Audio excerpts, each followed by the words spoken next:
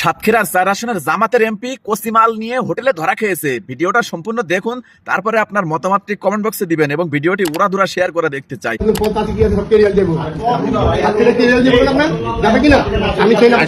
তোমার নাম কি?